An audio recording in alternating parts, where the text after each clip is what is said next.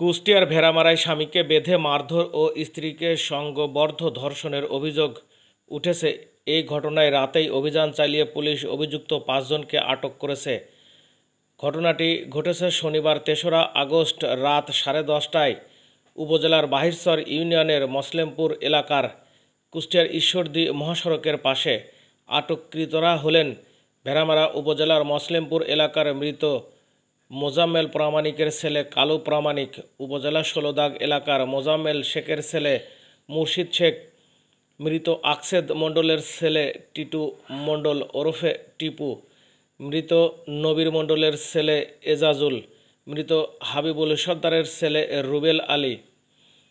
Police ও ভুক্তভোগী সূত্রে জানা যায়, গেল রাত 10:30টায় কুষ্টিয়া ঈশ্বরদী মহাসড়কের বাহিরচর ইউনিয়নের মসলেমপুর এলাকায় ভুক্তভোগী বাড়িতে ফেরার পথে কয়েকজন যুবক তাদের গতিরোধ করে পার্শ্ববর্তী একটি লিচু বাগানে নিয়ে গিয়ে তার স্বামীকে বেঁধে মারধর ও স্ত্রীকে সংঘবদ্ধ পালাক্রমে ধর্ষণ করে পালিয়ে যায়।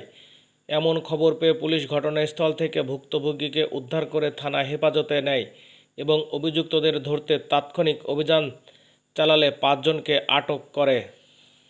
ভেড়ামারা থানার ভারপ্রাপ্ত কর্মকর্তা ওসি আব্দুর রব তালুকদার ঘটনার সত্যতা নিশ্চিত করে জানান, মামলা দায়েরের প্রস্তুতি চলছে এবং ঘটনার রহস্য উদ্ঘাটনের পুলিশ কাজ করছে।